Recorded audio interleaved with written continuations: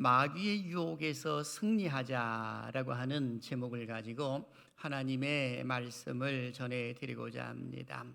12월 달 하게 되면 12월 달은 대림절 기간이 들어가 있는 이 달이기도 합니다.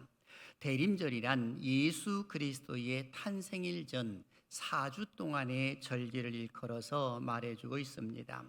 이 절기는 예수 그리스도의 탄생을 기뻐함과 동시에 예수 그리스도께서 이 땅에 다시금 오실 것이다 라고 하는 재림을 기다리는 데 의미가 있습니다. 그러다 보니 중세교회에서는 고행과 금식과 금욕이 주된 내용으로 절기를 지켰습니다마는 종교개혁 이후부터는 이제는 근대 이르러까지 기쁨의 절기라는 본래의 의도를 되찾는 그런 모습들이 일어났습니다. 그러다 보니까 성탄절을 기다리면서 기쁨과 즐거움의 절기로 지키는 그런 모습들이 일어나더라라고 하는 것입니다. 그런데 이것뿐만이 아니라 12월 달 하게 되면 이제 한 해를 마무리하는 한 달이기도 하고 그리고 새해를 준비하는 또 한 달이기도 합니다. 그러다 보니까는 이 묵은 해를 보내고 새해를 맞이한다고 해서 이곳저곳에서 손짓을 하고 또 부름을 받는 그런 모습들이 있는 것을 보게 됩니다. 자칫 잘못하게 되면 하나님의 백성으로서의 그 정체성도 잃어버릴 가능성도 있더라라고 하는 것입니다. 왜 그렇습니까? 아담과 하와의 원죄의 결과로 그렇습니다. 그런 세상에 있는 모든 사람들은 죄를 짓는 것에 익숙한 그런 모습을 가지고 있기 때문에 더더욱이 그런 것입니다. 즉 귀신의 역사 속에서 속수무책으로 당할 가능성도 있는 달이 바로 12월 달이다라고 이렇게 정의를 내릴 수 있을 듯합니다. 우리가 잘 알듯이 이 귀신 하게 되면 또는 이 마귀 사탄이라고 표현을 했을 때에 도둑질을 하고 그리고 더 나아가서는 죽이고 멸망시키는 일에 익숙합니다. 그런데 하나님은 살리시는 일에 익숙하신 것이죠. 그래서 우리가 잘 알고 있는 요한복음 10장 10절은 이렇게 기록을 합니다. 같이 읽어볼까요? 시작. 도둑이 오는 것은 도둑질하고 죽이고 멸망시키는 것뿐이요 내가 온 것은 양으로 생명을 얻게 하고 더 풍성히 얻게 하려는 것이라. 아멘. 여기 보니까 이 귀신들은 우리의 믿음과 건강과 자유를 도둑질하기 위해서 오지만은 예수님께서는 우리를 살리시기 위하여서 이 땅에 오셨다라고 볼 수가 있는 것입니다. 그러다 보니까 이 마귀는 그의 쫄개들인 귀신들은 택한 자라 하더라도 그 영혼을 지옥으로 끌고 가려고 하는 그런 혈안이 되어 있는 것들을 보게 됩니다. 그래서 성도를 넘어뜨리기 위하여 굉장히 열정적으로 일을 하고 있더라라고 하는 것입니다. 자신이 가지고 있는 이 가용 능력과 도구들을 다 동원을 해서 인간들을 넘어뜨리고 성도들까지도 넘어뜨리고자 하는 그런 모습들이 있더라는 겁니다. 심지어는 예수님까지도 넘어뜨리려고 했다고 하는 그 사실이 오늘 성경 속에 기록이 되어 있는 것 아니겠습니까? 그래서 오늘 본문 말씀도 보게 되면 예수님께서 마귀에게 시험을 받으시고 승리했다는 그 사실을 기록을 해 놓고 있습니다. 근데 예수님께서는 이 마귀에게 시험을 받는 모습 가운데 성령이 충만한 상황 속에서의 시험을 받았더라라고 성경은 기록을 해놓고 있습니다. 오늘 보면 1절과 2절은 이렇게 기록을 합니다. 읽습니다. 시작. 예수께서 성령의 충만함을 입어 요단강에서 돌아오사 광야에서 40일 동안 성령에 이끌리시며 마귀에게 시험을 받으시더라. 아멘. 누구에게 시험을 받으셨다고요? 마귀에게 시험을 받으셨더라 라고 기록하고 있습니다. 그렇다면 여기서 궁금증이 하나가 나옵니다. 예수님을 시험하는 자는 마귀라고 이렇게 기록이 되어 있는데 실제로 예수님을 시험하는 자를 지칭하는 용어는 여럿이 있습니다. 예컨대 사탄 또는 귀신의 왕 바알세불, 그리고 마귀, 옅뱀, 악한 자, 그리고 용이라고 이렇게 표현되어 있는 것을 보게 됩니다. 그런데 여기 나와 있는 이 마귀라고 표현했을 때에 이 마귀의 그 헬라어로 보게 되면 디아볼로스라고 하는 단어를 쓰고 있습니다. 이 단어는 디아발로에서 나온 겁니다. 비방하다 또는 비난하다, 참수하다는 것이죠. 그런 거로 이 여기 나와 있는 마귀 하게 되면 사람을 고소하는 자, 그리고 비난하는 자라고 이렇게 표현할 수가 있는 것이고, 사탄 하게 되면 하나님을 대적하는 자라고 이렇게 표현할 때에 사탄이라고 쓰는 경우가 있습니다. 근데 다 같은 표현이에요. 그리고 사탄과 이 마귀, 그리고 그의 쫄개들은 귀신들이라고 이렇게 말할 수가 있는 것입니다. 그러다 보니까는 이 귀신들도 이곳저곳을 다니면서 그 택한 자라도 넘어뜨리고 난 이후에 자기들의 대장인 이 마귀에게 보고할 것을 찾아다니는 그런 모습들이 일어나더라라고 하는 것입니다. 이 마귀는 사람을 고소하는 일에 익숙한 것이죠. 그러다 보니까 예수님께서 공생의 삶을 사시려고 이 땅에 오셨음에도 불구하고 예수님께서 행하신 그 일을 제대로 하지 못하게 하려고 방해하는 그 사단의 시험이 있었더라라고 말할 수가 있는 겁니다. 저는 이 말씀을 근거로 해서 세 가지 질문을 통해 말씀으로 은혜를 나누고자 합니다. 첫째, 예수님께서 받으신 시험은 무엇이었는가? 그리고 둘째, 예수님을 시험하고 패배한 이 마귀는 그 다음 행동은 어떤 것이었는가? 그리고 셋째, 우리의 남은 인생, 그리고 올 한 해 동안 우리는 어떻게 사는 것이 옳을까라고 하는 것을 상고해 보기를 원합니다. 사실 세상에 많은 사람들은 귀신의 존재를 믿지 않으려고 하는 경우가 있는 것을 보게 됩니다. 그러다 보니까 하나님의 존재도 믿지 않는 것이죠. 하나님이 어디 계시오? 하나님을 믿느니 내 주먹을 믿는 게 나라고 하는 사람들도 있는 것을 보게 됩니다. 그런데 정말 그럴까요? 근데 우리가 좀 더 깊이 한번 생각해 보게 되면 이 세상에는 세 가지의 영이 있음을 우리는 잘 알고 있습니다. 하나님의 영과 그리고 마귀의 영과 그리고 세 번째는 사람의 영입니다.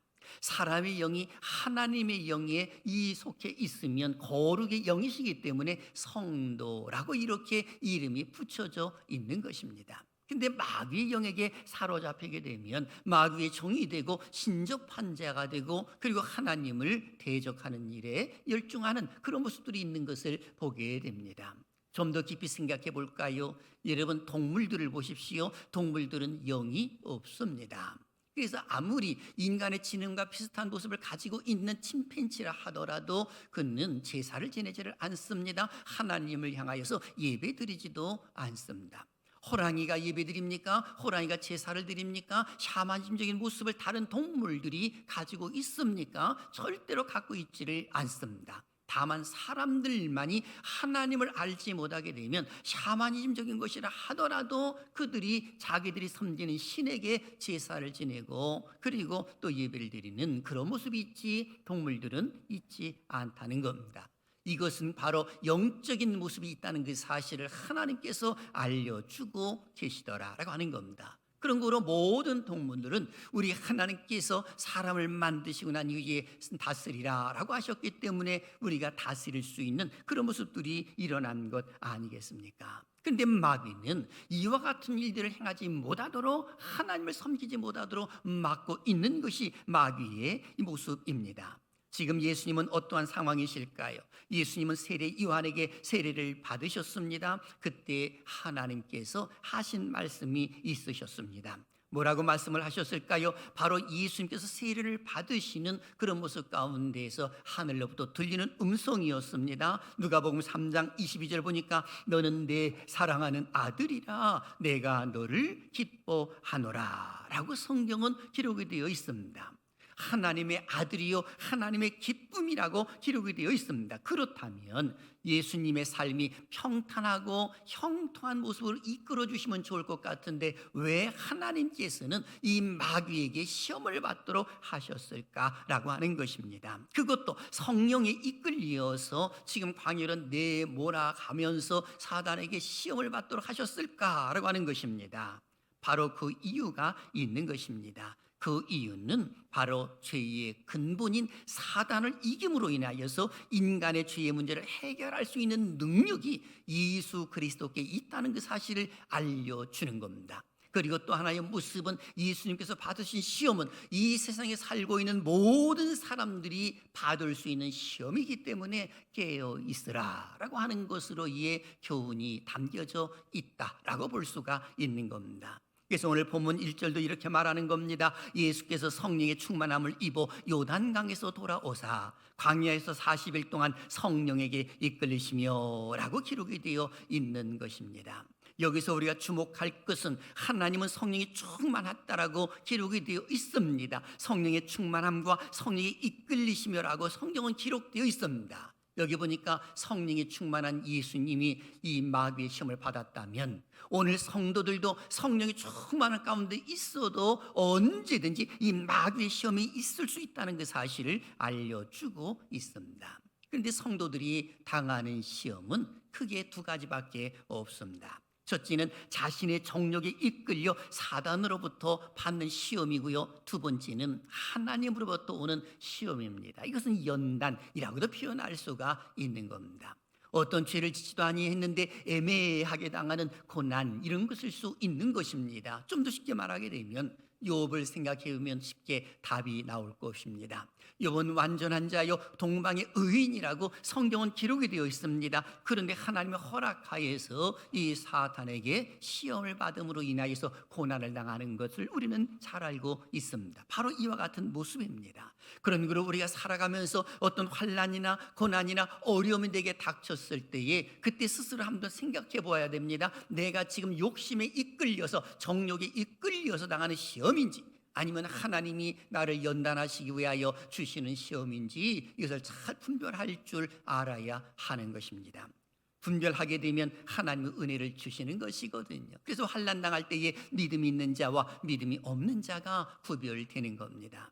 믿음이 없는 자는 화를 내지요, 짜증을 내지요, 원망을 하지요, 불평을 합니다. 누구에게 핑계를 대는 그런 모습이 있습니다. 그러나 믿음이 있는 자는 그 환난이 딱 닥쳤을 때에 하나님께 다가옵니다. 그리고 하나님 앞에 기도하는 것이죠. 그리고 내게 이런 환난을 주신 이유가 대체 무엇입니까? 하면서 하나님을 향하여 질문을 하고 기도하기 시작을 합니다. 바로 시험 들지 않더라라고 하는 것입니다. 자, 그렇다면 오늘 성경 속에 나와 있는 예수님이 받으신 시험은 어떤 시험이셨을까? 세 가지 시험을 받으셨습니다. 첫째, 육체적 욕구 충족의 유혹이었습니다. 예수님께서는 지금 금식 기도를 하셨습니다. 그것도 40일 금식 기도를 했으니 배가 줄인지라 라고 성경은 기록을 해놓고 있습니다. 이런 예수님께 마귀가 다가와서 첫 번째 하는 시험이 뭐냐 했을 때 3절을 보십시오. 마귀가 이르되 내가 만일 하나님의 아들이여든 이 돌들에게 명하여 떡이 되게 하라 라고 이렇게 접근을 했습니다. 사단이 제일 먼저 떡을 이야기하는 것은 육체적 욕구 충족의 유혹이 인간이 죄를 범하기 가장 쉬운 것임을 여기서 알려주고 있는 것입니다. 그러니까 식욕에 대한 열망이 예수님은 극에 달하셨을 것입니다. 그러니 이 돌들을 명하여 이 떡을 만들어서 먹으라라고 하는 것은 달콤한 유혹이라고도 말할 수가 있는 겁니다. 그런데 이런 마귀의 유혹에 예수님은 무엇이라고 응수를 하셨을까요?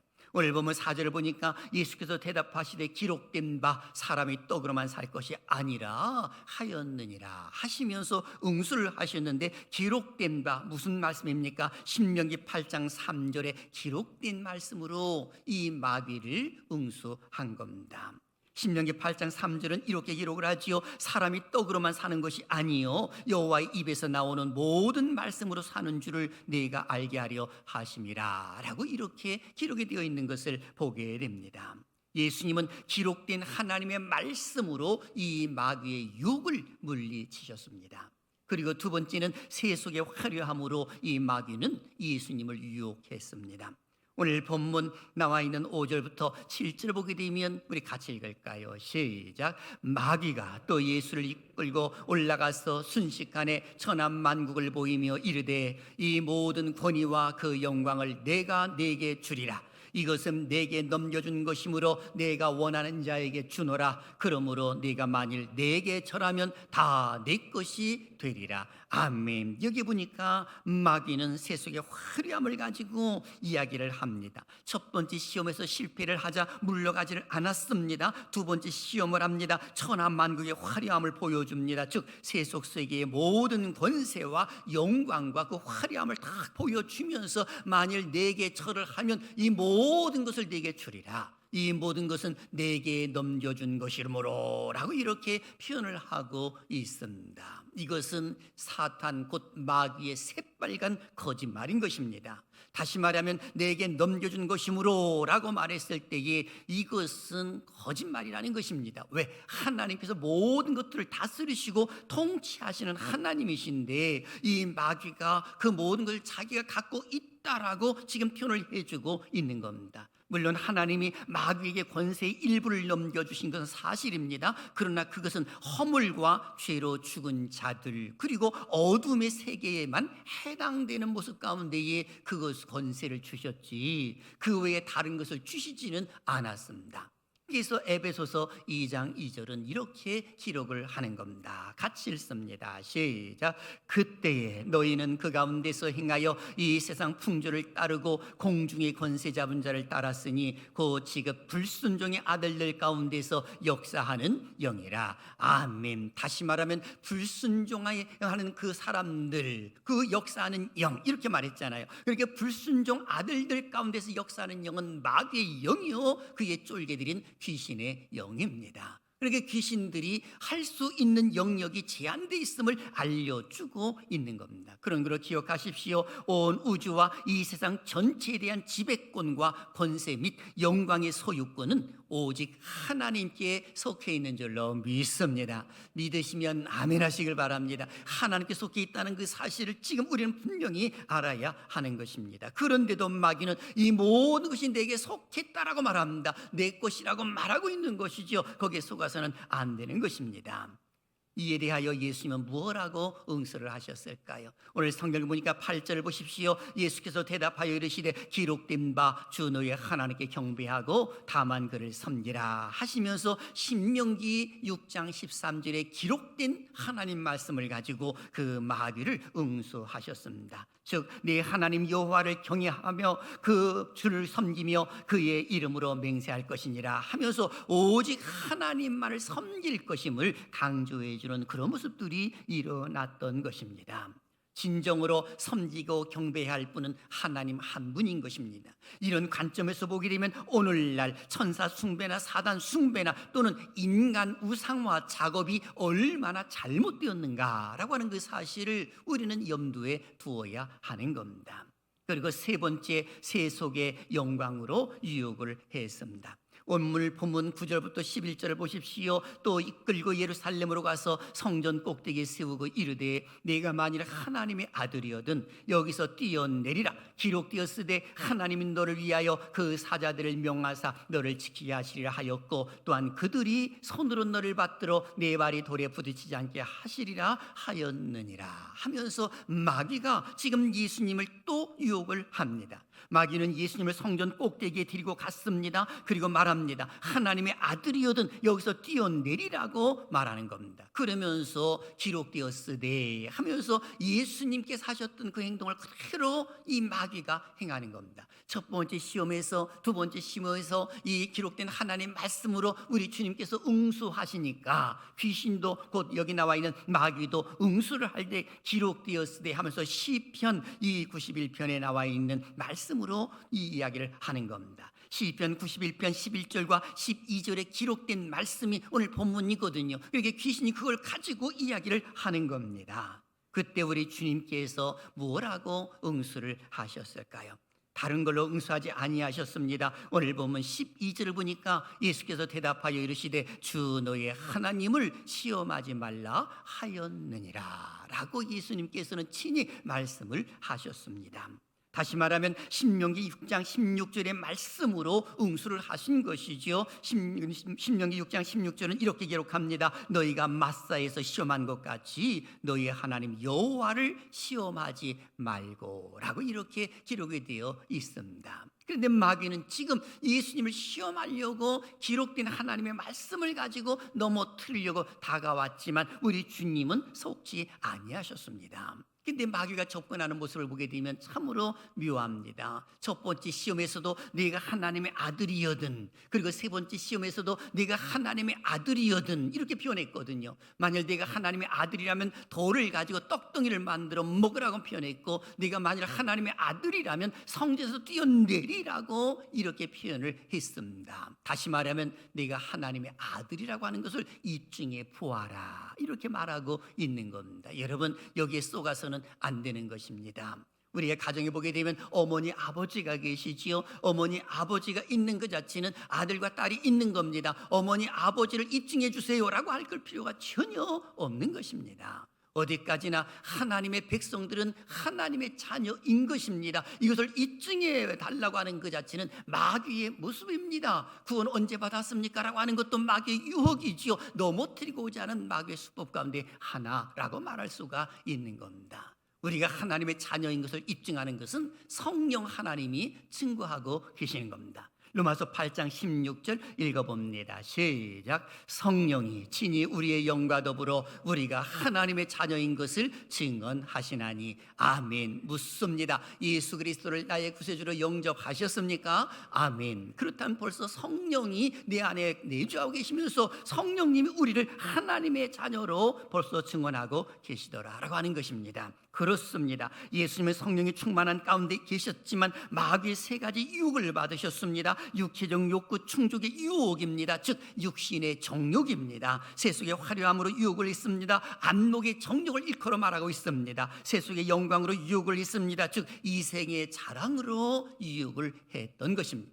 이 세 가지의 자랑으로 우리 예수님을 유혹을 했을 때 우리 예수님은 넘어지지 않았습니다. 기록된 말씀으로 그 마귀를 물리친 겁니다. 그러니 마귀는 3대 0으로 패배한 거지요. 패배했으면 정당하게 인정을 하는 것이 옳은 것인데 영적인 세계에서는 패배를 인정하지를 않습니다. 이 마귀는 그럼 그 다음 행동이 뭐냐라고 했을 때 패배한 마귀는 그 다음 행동을 또 하기 시작을 합니다. 오늘 본문 13절은 이렇게 기록합니다. 마귀가 모든 시험을 다한 후에 얼마 동안 떠나니라 라고 기록이 되어 있습니다. 여기 보면 얼마 동안에 주목해 보시길 바랍니다. 이 얼마 동안은 예수님께서 이제는 그 시험을 지금 받으셔서 승리했지만은 어느 순간까지, 다시 말하면 이 때가 올 때까지라는 의미입니다. 이것이 원어적인 표현이에요. 얼마 동안은 때가 올 때까지, 그런 거로 틈을 엿보는 거지요. 예수님께서 이 공생의 삶을 사실 때 계속 틈을 엿보는 겁니다. 어떻게 틈을 엿봅니까? 바로 그 틈이 나올 때에 그 사탄이 틈 타서 넘어뜨리려고 하는 것입니다.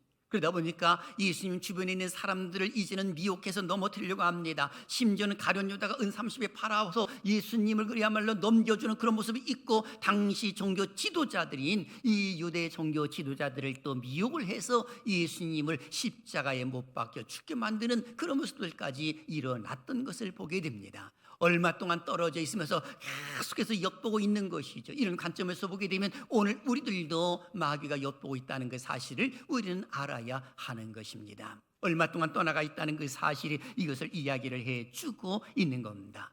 예수님께서 십자가 달려 돌아가시자 마귀는 승리했다고 환호성을 쳤을 것입니다. 그런데 웬걸 장사 지낸 지 3일 만에 살아나심으로 인하여 사망아 너의 쏘는 것이 어디 있느냐 하시면서 승리하신 그런 모습이 일어난 것 아니겠습니까? 바로 예수님의 승리는 우리의 승리로 이어지는 줄로 믿습니다. 한번 따라 하십니다. 예수님의 승리는 우리의 승리입니다.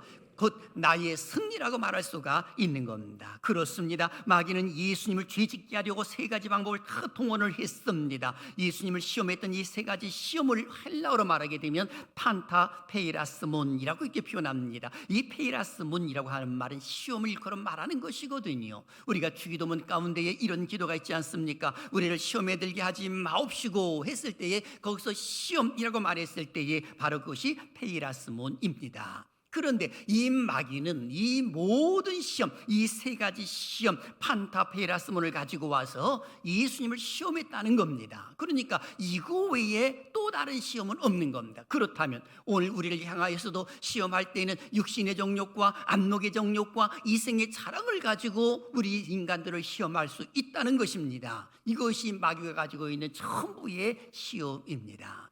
그런 거로 이와 같은 세 가지의 시험은 하나님으로부터 온 것이 아니라 마귀 사탄으로부터 왔다는 것을 우리가 염두에 두어야 하는 것입니다. 그래서 요한일서 2장 16절에서는 이렇게 강조합니다. 큰 소리로 읽어봅니다. 시작. 이는 세상에 있는 모든 것이 육신의 정욕과 안목의 정욕과 이생의 자랑이니 다 아버지께로부터 온 것이 아니요 세상으로부터 온 것이라. 아멘. 다시 말씀드리면 육신의 정욕과 안목의 정욕과 이생의 자랑, 우리가 받을 수 있는 시험은 이 세 가지 안에 다 포함되어 있다라고 말할 수가 있는 것입니다. 그런 거로 예수님께서 하나님 말씀으로 마귀를 물리친 것처럼 우리들도 말씀으로 마귀를 물리치는 것이 옳은 겁니다. 그래서 이렇게 외치고 싶습니다. 하나님 말씀으로 마귀의 유혹을 이기자라고 말입니다. 시작. 하나님의 말씀으로 마귀의 유혹을 이기자. 아멘. 다시 한번 시작. 하나님의 말씀으로 마귀의 유혹을 이기자. 아멘. 바로 하나님의 말씀 했을 때에, 말씀이 육신이 되어 우리 가운데 거하심에 했을 때에 그 로고스이신 예수 그리스도 이름으로 마귀를 물리치라고 말할 수가 있는 것입니다. 그래서 첫사람 아담은 행위 언약에서 실패를 했습니다마는 둘째 사람 예수님은 승리했습니다. 그러니까 둘째 아담인 예수님께서는 이 행위 언약을 승리한 것으로 나옵니다. 그러니까 십자가에서 그 행위 언약이 승리라고 표현할 수 있고, 아담과 하와는 선악과를 따먹음으로 인하여 실패해서 우리 주님께서 은혜 언약을 베풀어 주심으로 가죽 옷을, 부끄러운 것을 가려준 것을 우리는 성경을 통해서 알고 있습니다. 그런데 둘째 아담인 예수님께서는 행위 언약으로 모든 구속의 완성을 이루셨고, 이제는 우리에게 은혜를 베풀어 주심으로 인하여 누구든지 예수를 믿는 사람은 예수의 이름으로 어떤 일들이 행할 수 있는 능력이 주어졌고 권세가 주어졌더라라고 하는 것입니다. 그런 거로 예수 그리스도의 이름으로 귀신들은 떠나게 되는 줄로 믿습니다. 예수 그리스도의 이름으로 병 고침도 받는 줄로 믿습니다. 예수 그리스도의 이름으로 응답받는 줄로 믿습니다. 그러므로 우리가 가져야 할 자세 두 가지가 있습니다. 그 첫째는 우리의 일생은 시험의 연속임을 잊지 말아야 합니다. 예수님을 향하여서 시험할 때도 오늘 성경 13절을 보게 되면 잠시 머물러 갔습니다. 얼마 동안이라고 기록하는 것은 또 엿보고 있다고 하는 그 사실을 알려주고 있는 것 아니겠습니까? 우리들도 동일한 것입니다. 마귀가 한 번 우리를 시험해서 우리가 승리했다고 해서 만격할 이유 전혀 없습니다. 마귀는 또 틈탈 것이기 때문에 그런 거죠.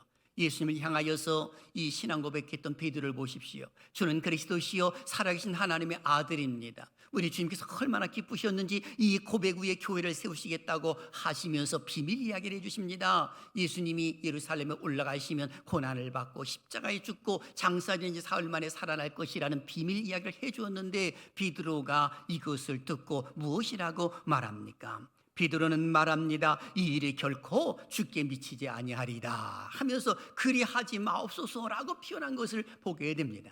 이때 예수님이 하신 말씀을 보십시오. 마태복음 16장 23절에 사탄아 내 뒤로 물러가라. 너는 나를 넘어지게 하는 자로다. 네가 하나님의 일을 생각하지 아니하고 도리어 사람의 일을 생각하는도다 하시고 하면서 베드로를 향하여 사탄아라고 말했습니다. 베드로가 사탄이 아니라는 것이죠. 베드로는 사탄이 아니라 베드로를 조종하고 있는 사탄이 틈타가지고 주님이 구속사의 그 모습을 막고 방해하려고 하는 그 모습들이 있었더라는 겁니다. 하나님을 대적하는 사탄, 예수님을 대적하는 그 사탄아 물러가라 라고 이렇게 말씀하셨던 것을 보게 됩니다. 그런 거로 우리가 살아가면서 어떤 경우는 나를 시험에 들게 하는 사람이 내 옆에 가장 가까운 사람일 수도 있는 겁니다. 베드로는 수제자 아닙니까? 그런데도 예수님을 넘어뜨리려고 하는 그런 모습이 사탄의 게임에 빠져가지고 구속을 이루지 못하게 하는 방해꾼이 됐던 것을 성경은 기록해놓고 있는 것을 본다면, 오늘 우리들도 내 믿음과 내 신앙을 내 남편이, 내 아내가, 우리의 자녀들이 방해할 수도 있다는 그 사실을 우리는 항상 염두에 두어야 하는 겁니다.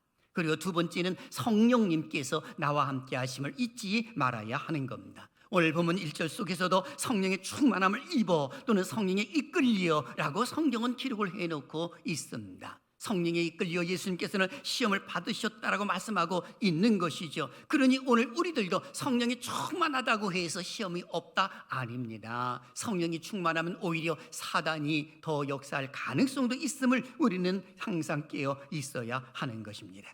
분명한 사실은 나는 하나님의 영을 받았다라고 하는 사실을 잊어서는 안 되는 겁니다. 한번 따라 하실래요? 나는 하나님의 영을 받았습니다. 누구의 영을 받았습니까? 하나님의 영을 받은 거예요. 그래서 사도 바울은 로마교회 교인들 향하여 이렇게 외쳤지요. 로마서 8장 15절을 보십시오. 너희는 다시 무서워하는 종의 영을 받지 아니하고 양자의 영을 받았으므로 우리가 아빠 아버지라고 부르짖느니라 라고 성경은 기록을 해놓고 있습니다. 여기 보니까 양자의 영이라고 표현해 주었습니다. 무서워하는 종의 영이 아니지요. 사탄의 영이 아니라는 겁니다. 마귀의 영이 아니라는 겁니다. 하나님의 영이신 양자의 영. 왜 양자의 영입니까? 당시의 시대적인 배경 때문에 그런 것입니다. 로마 시대 때는 그야말로 로마법 가운데 이 자기 자신이 사업을 하다가 어떤 일을 하다가 어려우면 자기 아내도 노예로 팔 수 있고 자녀들도 노예로 팔 수 있지만 양자로 들이면은 절대로 팔 수가 없는 것이 로마법입니다. 사도 바울은 이 사실을 염두에 두면서 우리는 무서워하는 종행을 받지 아니하고 양자영을 받았으므로 우리가 아빠 아버지라고 부른다라고 강조하는 것은 하나님 우리를 한번 선택을 했으면 절대로 버리시지 않는다는 그 사실을 지금 염두에 두면서 이야기를 해주고 있는 겁니다. 그런데 마귀는 끊임없이 말하지요. 네가 이런 잘못을 하고도 하나님의 백성이라고 우리를 초소합니다. 비난을 합니다. 그럼 우리는 위축될 가능성도 많은 그런 모습이 있는 것 아니겠습니까? 심지어는 고린도전서 6장 19절에 사도 바울은 이렇게 말합니다. 같이 읽습니다. 시작. 너희 몸은 너희가 하나님께로부터 받은 바 너희 가운데 계신 성령의 전인 줄을 알지 못하느냐. 너희는 너희 자신의 것이 아니라. 아멘. 우리 자신의 것이 아니면 누구의 것이랍니까? 하나님의 것이라고 강조를 해주고 있는 것입니다. 그렇습니다. 우리가 살아갈 때에 우리의 일생은 시험의 연속임을 잊지 말아야 함과 동시에 우리는 이 시험을 이기기 위하여 성령 하나님이 나를 돕고 계신다는 그 사실을 절대로 잊어서는 안 되는 겁니다. 힘들고 어려울 때는 하나님을 의지하십시오. 내 힘 가지고 도저히 안 될 때는 우리 하나님을 의지하고 그리고 성령 하나님이 나를 위하여 대신 기도하고 계신다는 그 사실을 우리는 잊지 말고 연약하게 살 이유가 전혀 없는 것입니다. 하나님께서 도와주실 줄로 믿습니다. 아마 사랑하신 여러분들도 축구 경기를 보셨을 것입니다. 지난 가나전에서 벤투 감독이 이 퇴장한 것을 보고 많은 논란이 일어난 적이 있었습니다. 그가 왜 불필요하게 항의를 했는지, 그 심판 판정에 대하여서 오바적인 행동을 함으로 인하여서 레드카드를 딱 받음으로 그 다음 경기에 참으로 중요한 포르투갈전에 거기에 의자에 앉지 못하도록 이 퇴장을 당한 그런 모습이었습니다. 그러다 보니까 여기에 대해서 많은 논란이 일어났던 겁니다. 그런데 그 이유가 있었던 것입니다. 당시 상황을 보게 되면 김영권이 항의에 심판합니다. 막 항의를 하니까 그 심판이 뒷주머니에 주머니를 손을 갖다 넣습니다. 바로 레드카드를 뽑겠다는 것이죠. 그런데 김영권 선수는 레드카드를 벌써 옐로우 카드를 하나 받았기 때문에 한 번 더 받으면 퇴장입니다. 그럼 퇴장당하면은 그 다음 경기에서 참으로 중요한 이 위치를 맡고 있는데 이 김민재도 몸 상태가 좋지 않은데 지금 여기 김영권까지도 퇴장을 당하면 그 다음 경기를 어떻게 하는가, 이것을 감독은 캐치를 한 겁니다. 순간적으로 이 주머니에 손을 넣고 있는 그 심판을 바라보면서 막 소리를 지면서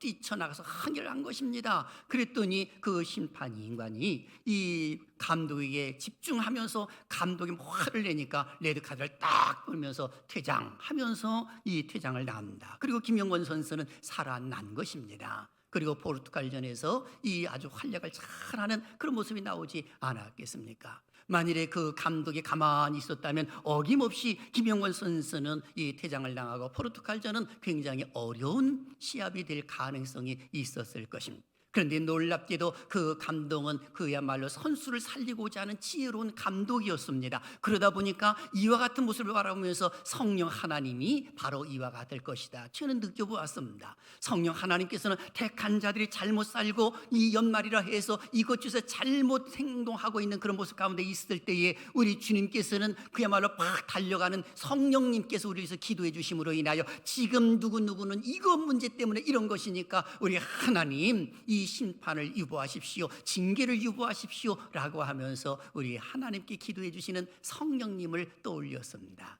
이 은혜가 함께 하시기를 주님의 이름으로 축원합니다. 사랑하시는 여러분, 12월 달은 아기 예수님의 탄생을 기다리는 달임과 동시에 새해를 준비하는 소중한 달이기도 한 것입니다. 그런 거로 이런 소중한 달이기 때문에 마귀는 더욱더 우리 택한 자라 하더라도 넘어뜨리려고 할 것입니다. 만일에 이 시험에 우리가 지게 되면 그 마귀의 밑에 종이 될 가능성이 있는 것입니다. 그래서 우리가 베드로후서 2장 19절에 이렇게 기록을 합니다. 그들에게 자유를 준다 하여도 자신들은 멸망의 종들이니 누구든지 진 자는 이긴 자의 종이 됨이라 라고 기록하고 있습니다. 근데 마귀는 예수님께 졌음에도 불구하고 그걸 패배를 인정하지 아니하고 종이 되지도 않습니다. 그런데도 택한 자들을 굴복시켜서 자기의 종으로 삼고자 하는 것이 마귀의 수법 가운데 하나입니다. 여기에 넘어질 이유가 전혀 없는 것입니다. 바라기는 12월 달 잘 마무리해서 새해를 잘 맞이하는 은혜가 있기를 주님의 이름으로 축원합니다.